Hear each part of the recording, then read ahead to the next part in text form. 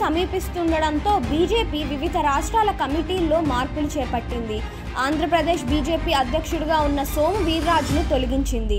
ఆయన స్థానంలో బీజేపీ జాతీయ కమిటీ అధ్యక్షులు జేపీ నడ్డా, రాష్ట్ర కొత్త అధ్యక్షురాలిగా ఎన్టీఆర్ కుమార్తె, కేంద్ర మాజీ మంత్రి, పార్టీ జాతీయ నాయకురాలు దగ్గుబాటి పురంధేశ్వరిని నియమించారు.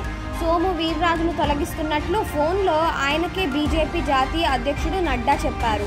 అంతేకాకుండా మీ టర్మ్ పూర్తయింది, రాజీనామా చేయండి అని సూచించారు.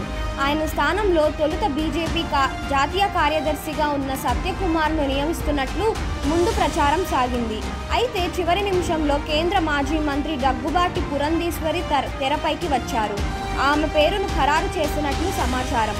బీజేపీ అధ్యక్షుడిగా ఉన్న కన్నా లక్ష్మీనారాయణను తప్పించి ఆ స్థానంలో సోము వీర్రాజును నియమించారు.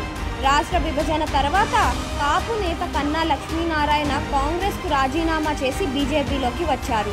కుల సమీకరణల తదితరాలను దృష్టిలో ఉంచుకుని కన్నాను అప్పట్లో పార్టీ అధ్యక్షుడిగా నియమించారు. అయితే కన్నా పార్టీని ముందుకు తీసుకువెళ్లలేదనే అభిప్రాయంతో ఆయనను తప్పించి మరో కాపు నేత సోము వీర్రాజును తెరపైకి తెచ్చారు. గత 4 ఏళ్లుగా అధ్యక్షులుగా ఉన్న సోము వీర్రాజుకు పార్టీ నేతలకు సయోధ్య కుదరలేదు. ఆయన నాయకత్వంలో పనిచేసేందుకు పార్టీ నేతలు పలువురు విముఖత వ్యక్తం చేశారని సమాచారం. వీర్రాజుతో పొసగక పోవడం వల్లే కన్నా లక్ష్మీనారాయణ పార్టీని వదిలి టీడీపీ వైపు వెళ్లారనే ప్రచారం ఉంది. దీంతో గత కొంతకాలంగా సోము వీర్రాజును తప్పిస్తారనే ప్రచారం సాగింది. ఈ నేపథ్యంలో పార్టీ అధ్యక్షురాలిగా చివరి నిమిషంలో ఆశ్చర్యకరంగా దగ్గుబాటి పురంధేశ్వరి పేరు తెర మీదకి వచ్చింది. దగ్గుబాటి పురంధేశ్వరి కూడా బీజేపీ వ్యవహార శైలిపై కాస్తంత అసంతృప్తిగా ఉన్నట్లు గతంలో వార్తలు వచ్చాయి. ఎన్టీఆర్ కుమార్తెగా, మంచి వక్తగా, విద్యావంతురాలిగా పేరున్న పురంధేశ్వరిని వదులుకునేందుకు బీజేపీ అధిష్టానం సిద్ధంగా లేదని రాష్ట్ర పార్టీ వర్గాలు చెబుతున్నాయి. ఈ పరిస్థితుల్లో పార్టీ నాయకత్వాన్ని మార్చాల్సి రావడంతో దగ్గుబాటి పురంధేశ్వరిని నియమిస్తూ జాతీయ కమిటీ అధ్యక్షులు జేపీ నడ్డా నిర్ణయించారు.